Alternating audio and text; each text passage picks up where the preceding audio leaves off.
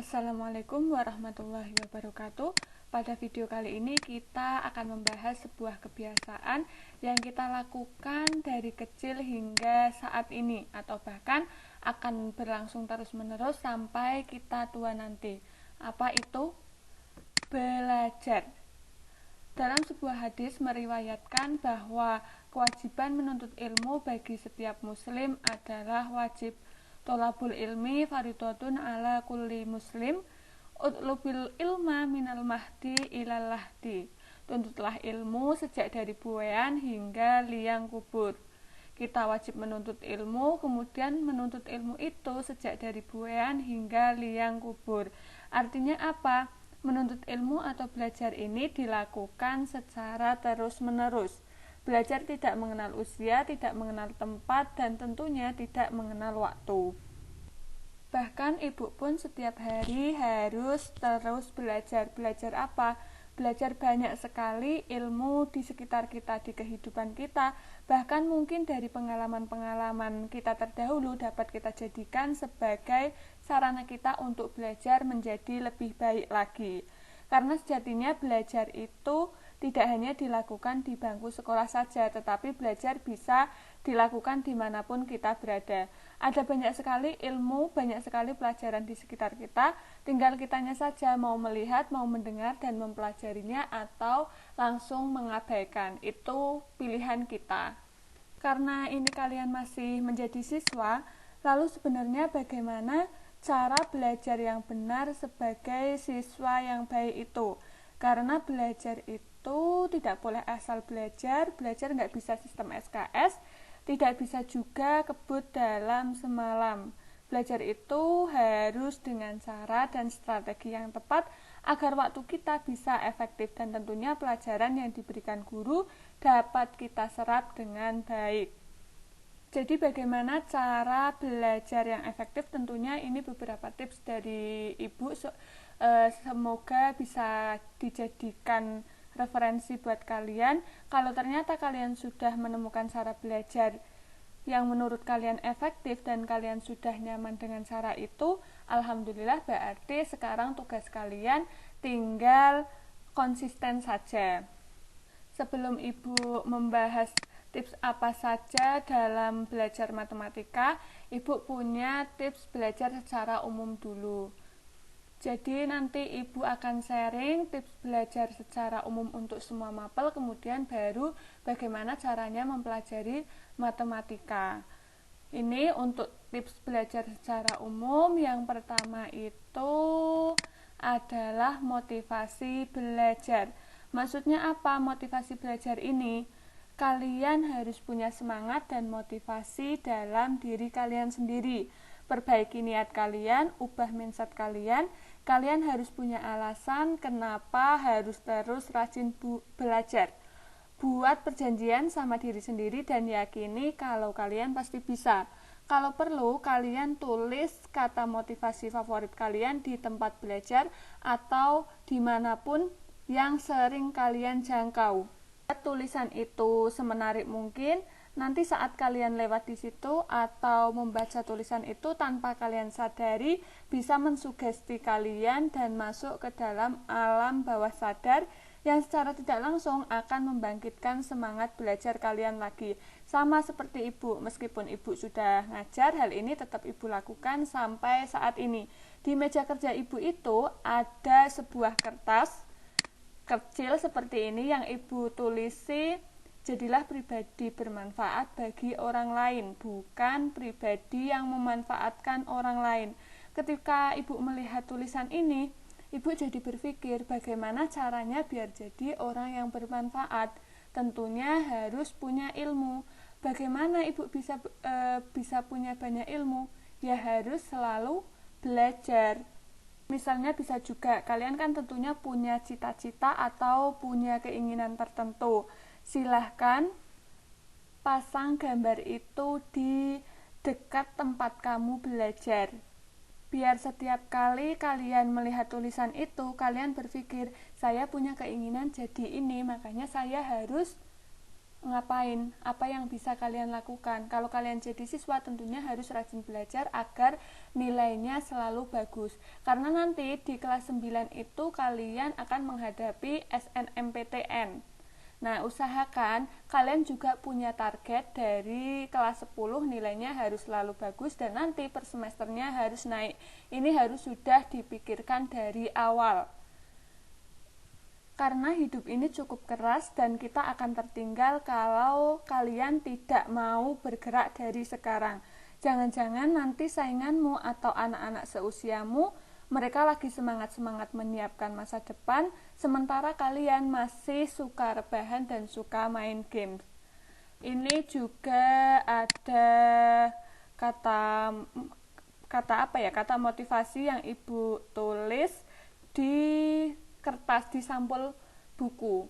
Ini saya tulis tahun 2019.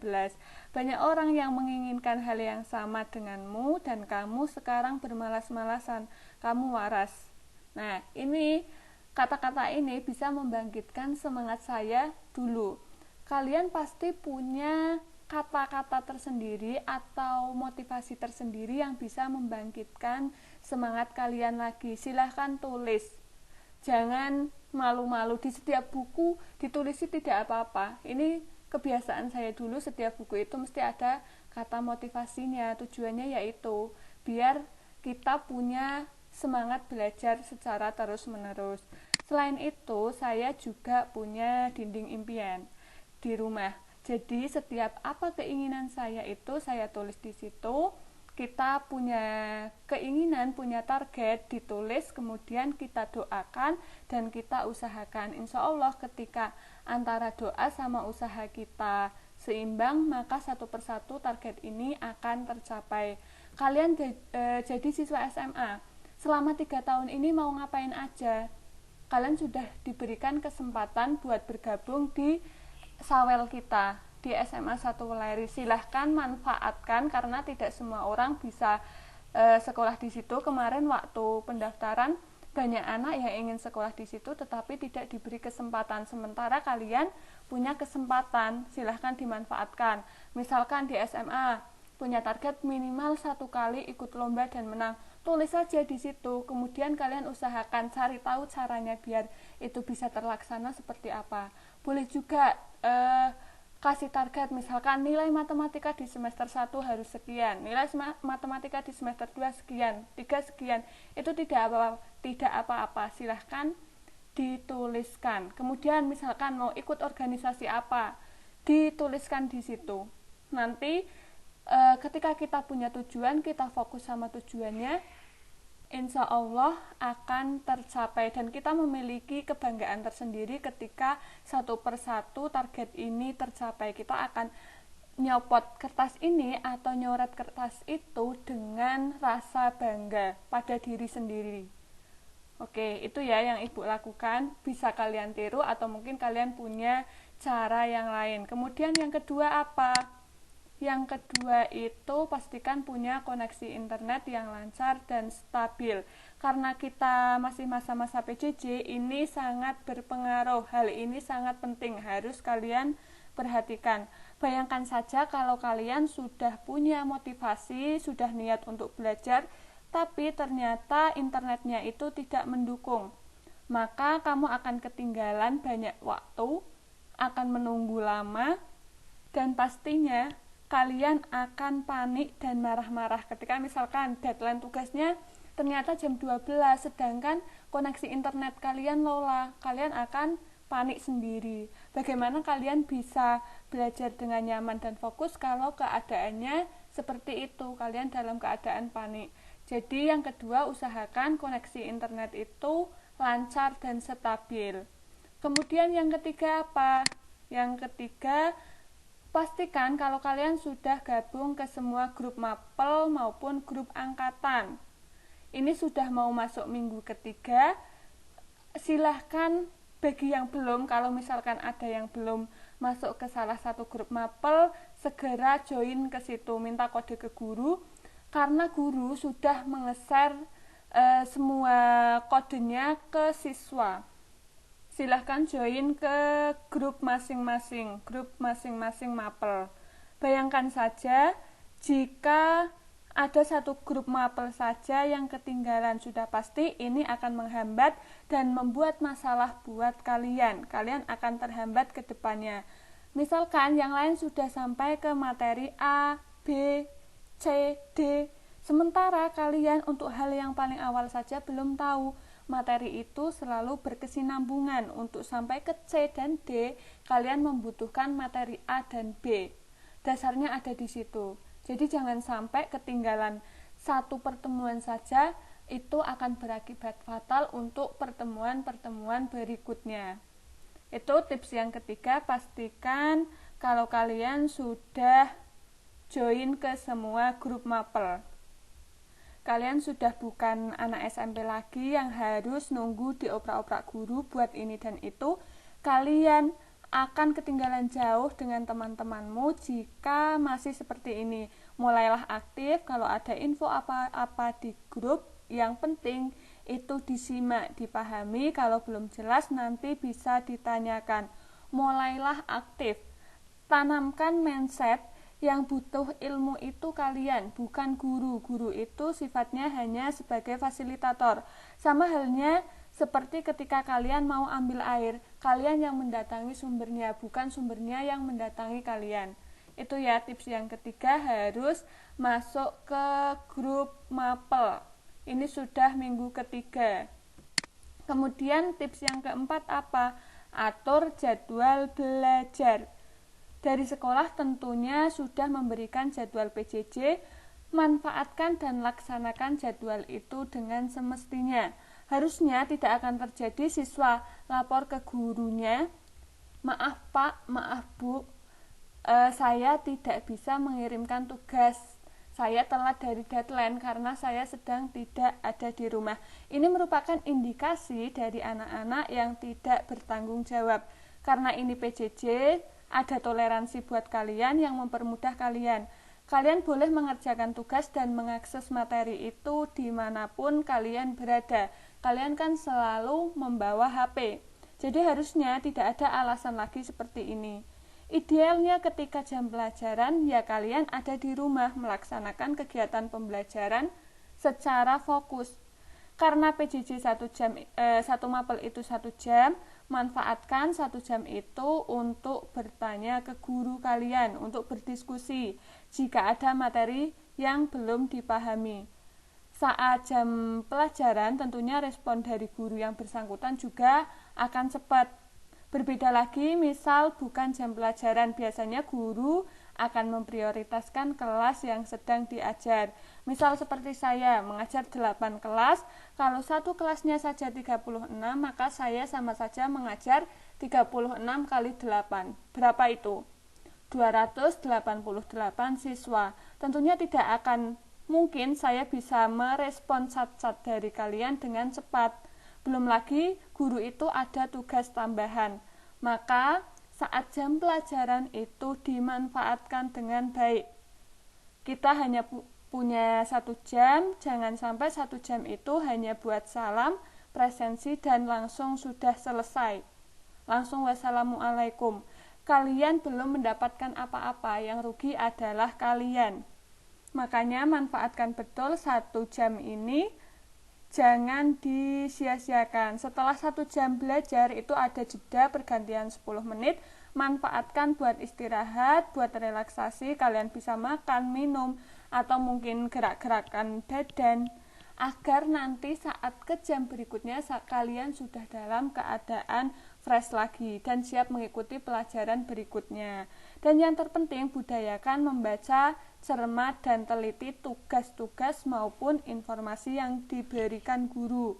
Latihan mencerna dari setiap informasi dengan jeli. Jika nanti masih ada informasi yang kurang jelas, kalian bisa menanyakan. Dalam bertanya juga kenali karakter guru kalian. Usahakan dan pastikan kalian menggunakan bahasa yang sopan dan tidak berada di jam-jam waktunya istirahat. Waktunya guru-guru kalian itu istirahat. Mulai gunakan etika dalam berkomunikasi. Ketika kalian di dunia kerja pun kalian harus punya sopan santun. Ketika kalian tidak punya sopan santun, maka kalian akan sulit mendapatkan kerja. Dan di sekolah inilah adalah waktu kalian belajar bagaimana hidup beretika, bagaimana cara patuh sama aturan.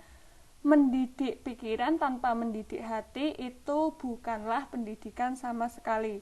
Karena tujuan utama dari pendidikan kita adalah menjadi cerdas dan berkarakter. Jadilah anak-anak yang berkarakter. Karena pendidikan yang berkarakter itu akan menciptakan banyak intelektual terpelajar, bukan intelektual yang kurang ajar. Mencari orang berkarakter itu jauh lebih sulit daripada mencari orang pinter. Itu ya, tips yang keempat, atur jadwal belajar. Setelah kalian mengatur waktu belajar, jadwal belajar kalian, langkah selanjutnya adalah kritis dan ulangi materi.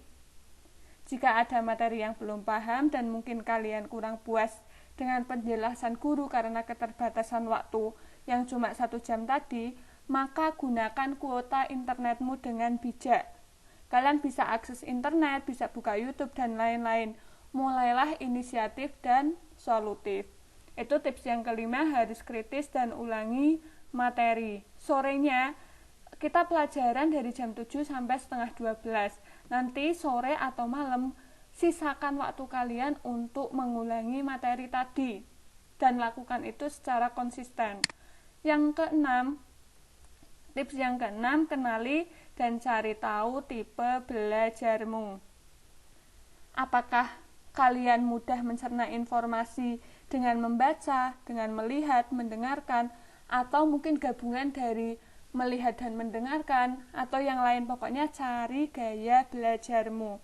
Ketika sudah mengetahui gaya belajarnya seperti apa, ini akan mengurangi rasa malas, bosan, dan mengantuk dalam belajar. Ketika kalian sudah menemukan gaya belajar ini, kalian menjadi lebih nyaman dan materinya itu lebih mudah masuk ke dalam otak kalian. Itu tips yang keenam. Kemudian tips yang ketujuh, olahraga dan jaga kesehatan. Apalagi saat pandemi seperti ini, kesehatan adalah yang utama. Bayangkan saja ketika kalian tidak sehat, pasti akan banyak hal yang tertinggal. Kalian tidak ikut pelajaran dan sebagainya. Ini, jaga kesehatan. Olahraga juga minimal 1 minggu sekali itu wajib olahraga. Yang terakhir, tips yang terakhir itu lanjutkan atau perbaiki. Maksudnya apa? Ketika kalian sudah melaksanakan 7 tips tadi, kalian evaluasi ada hal yang kurang apa tidak. Kalian sudah nyaman dengan gaya belajarmu apa belum? Kalau ada yang kurang, kalian yang tahu sendiri kekurangannya di mana, silahkan diperbaiki. Ketika kalian merasa sudah tepat yang kalian lakukan, tinggal lanjutkan. Kalian yang tahu masih kurang atau tidak, silahkan dicari, diperbaiki. Kalau misalkan sudah, baru dilanjutkan, dilakukan secara konsisten. Itulah beberapa tips belajar secara umum yang bisa digunakan untuk semua mapel. Kemudian sekarang tips belajar matematika. Ini yang sering keliru. Kalian sudah menanamkan ke mindset kalian bahwa matematika itu adalah hal yang sulit. Ketika mindset kalian sudah seperti itu, maka alam bawah sadar kalian juga akan seperti itu. Makanya usahakan mindset kalian, matematika itu sama seperti pelajaran yang lainnya. Kemarin itu ada yang komen seperti ini, Bu, materi yang dijelaskan kok beda sama latihannya. Kemudian kita membahas nilai mutlak, tetapi di sini ada pecahan. Kita juga membahas pecahan. Maksudnya apa? Belajar matematika itu bagaimana sih sebenarnya? Nah, sekarang belajar matematika sama belajar ilmu lain itu sulit mana? Seperti yang sudah saya katakan, misalnya kalau kalian mempelajari sejarah itu, kalian akan langsung bisa menjelaskan bagaimana bangsa Indonesia itu memproklamasikan kemerdekaan Indonesia tanpa harus tahu dulu, harus hafal, harus runtut mengerti bahwa sebelum proklamasi itu ada banyak sekali kejadian yang harus kalian pelajari. Tetapi di sini kamu tidak dituntut untuk bisa runtut dalam menjelaskan. Tiba-tiba kamu langsung bisa menjelaskan proklamasi kemerdekaan Indonesia. Ini berbeda dengan belajar matematika. Dalam belajar matematika itu kalian dituntut untuk memiliki keruntutan dalam berpikir. Kamu tidak akan bisa menggunakan ini teorema Pythagoras untuk mencari sisi miring dari segitiga siku-siku jika kamu tidak mengetahui apa itu akar, apa itu kuadrat. Dan kamu tidak akan mengetahui akar, tidak akan mengetahui kuadrat jika tidak paham apa yang dimaksud perkalian, apa yang dimaksud pembagian. Dan kalian tidak akan paham keduanya jika tidak paham penjumlahan sama pengurangan terlebih dahulu. Jika diibaratkan pohon, kamu harus mengerti dulu akarnya sebelum memahami apa itu batang, dahan, ranting, dan buahnya. Tetapi yang menarik dari matematika ini, kalau kamu sudah mengerti konsep dasarnya, kamu bisa menurunkan konsep-konsep berikutnya dengan mudah. Dan hal inilah yang membedakan matematika dengan ilmu lain. Justru dengan belajar matematika, kamu akan belajar berpikir runtut dan memiliki kesabaran yang tinggi. Karena kita dituntut untuk mengerti konsep-konsep dari akarnya, lalu mengikuti bagaimana akar ini tumbuh hingga berbuah menjadi beragam konsep. Lalu bagaimana tips yang bisa Ibu berikan dalam belajar matematika? Oke, tips belajar yang pertama, berdoa. Kenapa Ibu letakkan berdoa ini sebagai tips dalam belajar matematika? Karena memang idealnya ketika kita mau memulai sesuatu harus didahului dengan doa. Segala sesuatu yang didahului dengan doa nantinya akan berkah buat kita. Usahakan kalian hafal doa sebelum belajar dan doa setelah belajar. Ini bagi yang muslim, bagi yang non-muslim mungkin ada doa tersendiri, yang penting berdoa dulu sebelum belajar. Doa sebelum belajar untuk muslim, raditu billahi robba wa bil islami dina wa bi muhammadin nabiyya wa rasula rabbi zidni ilma warzuqni fahma. Kami ridho Allah subhanahu wa ta'ala sebagai Tuhanku, Islam sebagai agamaku, dan Nabi Muhammad sebagai Nabi dan Rasulku. Ya Allah, tambahkanlah kepadaku ilmu dan berikanlah aku pengertian yang baik. Ini dibaca terus sebelum belajar. Kemudian setelah belajar pun kalian ditutup dengan doa. Allahumma inni istaudi'uka ma alam tanihi faradudhu ilayya indah hajati wala tangsanihi ya rabbal alamin. Ya Allah, sesungguhnya aku titipkan kepadamu apa yang telah engkau ajarkan kepadaku. Maka kembalikanlah dia, ilmu itu, kepadaku di saat aku membutuhkannya. Janganlah engkau buat aku lupa kepadanya, wahai Tuhan pemelihara alam. Nah, jadi untuk yang pertama, tips yang pertama harus berdoa terlebih dahulu. Kemudian tips yang kedua apa? Tips yang kedua adalah buat mind mapping. Apa itu mind mapping? Mind mapping itu seperti peta konsep, alur cara berpikir. Ini sangat dibutuhkan dan nantinya akan membantu kita dalam mendeteksi materi mana yang belum bisa kita pahami di bagian apa. Karena materi di matematika itu berkesinambungan dan materi yang satu dengan materi yang lainnya itu memiliki dasar, maka usahakan mengerti untuk setiap dasar, untuk setiap konsepnya terlebih dahulu. Misal, ini ada contoh kemarin kita untuk materi nilai mutlak. Ini mind mappingnya atau peta konsep yang bisa kalian gunakan. Di nilai nilai mutlak kita akan mempelajari 5 subbab. Nah, subbab yang paling pertama yang harus kalian tahu dulu adalah konsep nilai mutlak. Lalu setelah kalian benar-benar paham di konsep nilai mutlak, kamu bisa mempelajari persamaan, bisa mempelajari pertidaksamaan, dan bisa menggambar grafik. Bayangkan saja ketika kalian konsep nilai mutlak tidak paham, maka akan menghambat di subbab-subbab yang berikutnya. Kalau kita sudah tahu di nilai mutlak itu ada 5 subbab, nanti ketika kita menemukan soal, kalian sudah bisa memetakan, oh soal ini itu masuknya ke subbab mana, ke bagian konsep nilai mutlak, persamaan, pertidaksamaan, menggambar grafik, atau ke pemecahan masalahnya. Kalau misalkan kita sudah bisa mendeteksi, ini soal masuknya ke konsep nilai mutlak, dan ternyata di soal itu kita tidak bisa mengerjakannya, maka kita bisa mengindikasi, oh saya belum paham di konsepnya, maka saya harus ekstra belajar lagi untuk konsep nilai mutlak ini. Kemudian menemukan soal lagi, soal itu masuk ke jenis persamaan nilai mutlak dan kalian belum bisa mengerjakan, oh berarti saya masih lemah di materi persamaan nilai mutlak. Saya belajarnya ya persamaan nilai mutlak yang lebih banyak porsinya, tidak di pertidaksamaan nilai mutlaknya, karena yang masih lemah itu di persamaan nilai mutlak. Ini buat mind mapping agar kalian mudah cara mendeteksi kesalahan kalian, materi yang belum paham itu di mana.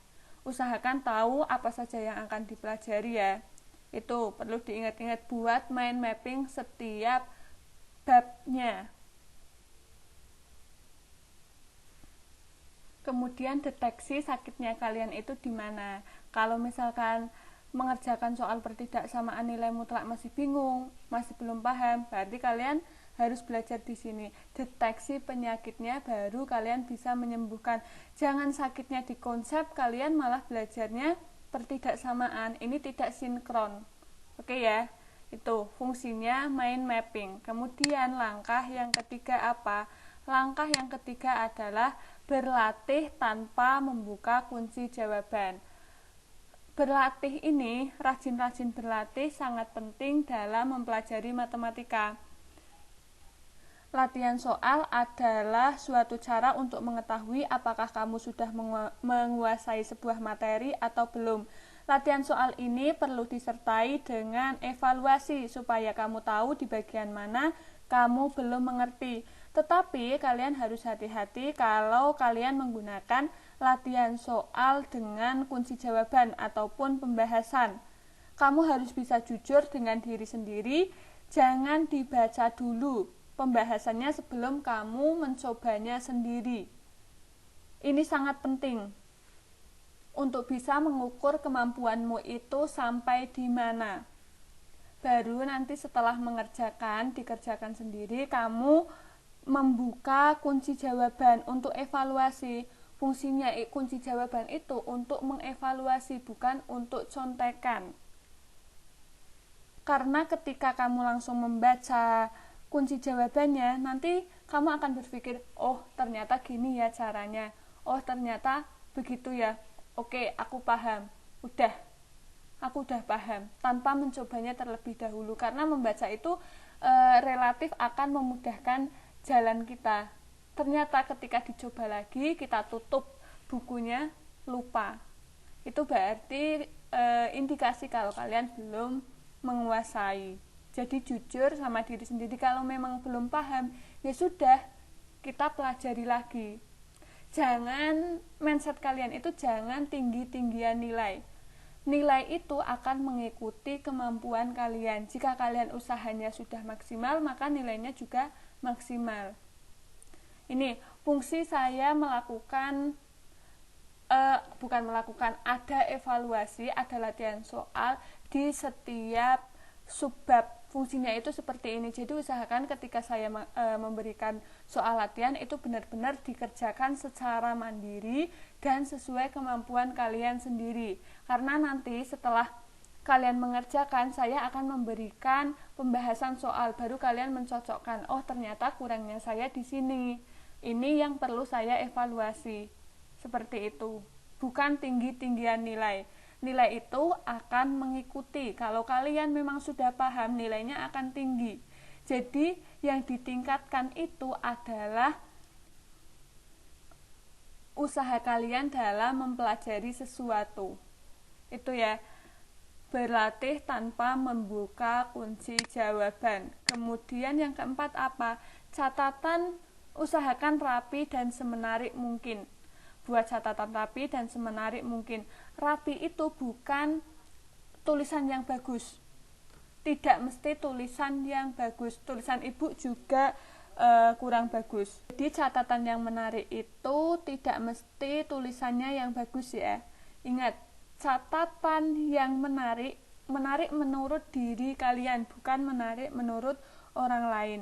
Tetapi dulu dari zaman SMP sampai sekarang, ibu kalau matematika itu sukanya dikasih warna-warni. Tuh, seperti ini. Ini untuk latihan soalnya, biasanya tak kotaki. Tujuannya apa? Kita nggak males buka catatannya. Gini, buat semenarik mungkin menurut kalian. Misalkan ada hal-hal yang penting, bisa kalian kasih spidol, kasih stabilo, atau kasih apa, terserah, kasih awan, kasih bintang, kasih bulan. Yang penting tujuannya biar menarik, biar kalian tidak bosan melihat catatan kalian. Ketika kalian melihat catatan yang berantakan, yang banyak coretannya, tidak runtut, tidak ada garisnya dan sebagainya, kalian sebelum belajar saja sudah malas. Ini, jadi usahakan catatannya itu buat yang rapi dan menarik menurut kalian. Karena memang mata kita itu sudah didesain untuk lebih senang melihat hal-hal yang menarik dan warna-warni.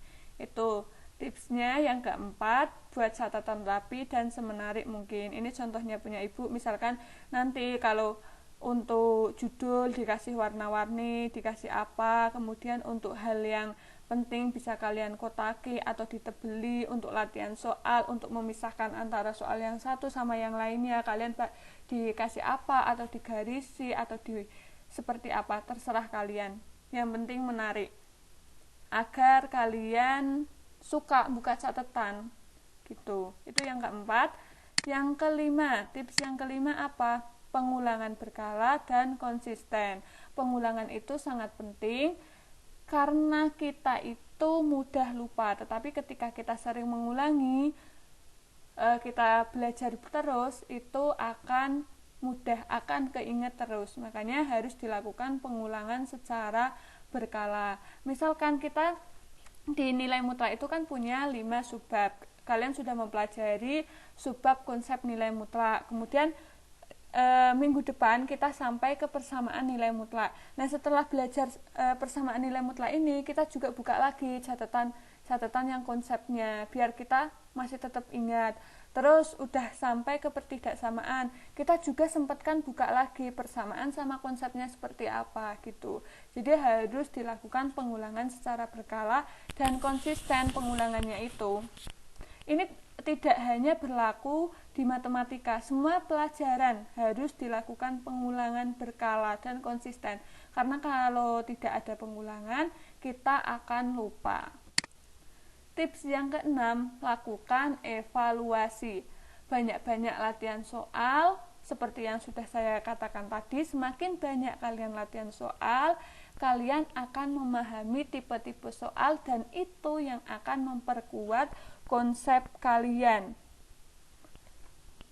Sering-seringlah berlatih dan jujur pada diri kalian sendiri. Kalau belum paham ya nggak apa-apa, berarti usaha lagi.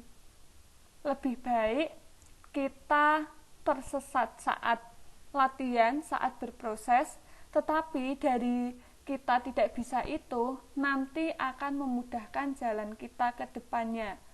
Daripada saat ini kita pura-pura bisa tapi ternyata tidak bisa, nanti akan berakibat untuk selanjutnya. Jujur pada diri sendiri, kalau memang belum bisa tidak apa-apa, karena di sini tidak tinggi-tinggian nilai. Nilai itu penting, tetapi yang jauh lebih penting adalah proses kalian.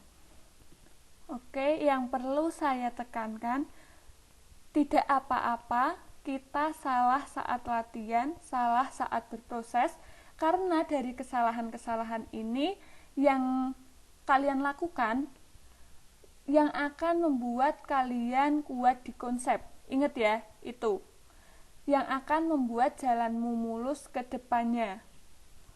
Itu.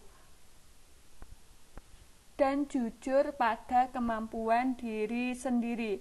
Itulah beberapa tips dan trik belajar matematika menurut saya. Silahkan kalau itu bisa bermanfaat dan bisa dibuat sumber referensi, silahkan. Saya ulangi, yang pertama itu kita harus berdoa, kemudian buat mind mapping setiap babnya, kemudian berlatih tanpa membuka kunci, buat catatan semenarik mungkin, pengulangan secara berkala dan konsisten, dan yang terakhir lakukan evaluasi. Itu semoga bermanfaat. Tetap semangat dalam belajarnya. Ibu berdoa semoga kalian selalu diberikan kesehatan terus. Oke, saya akhiri. Wassalamualaikum warahmatullahi wabarakatuh.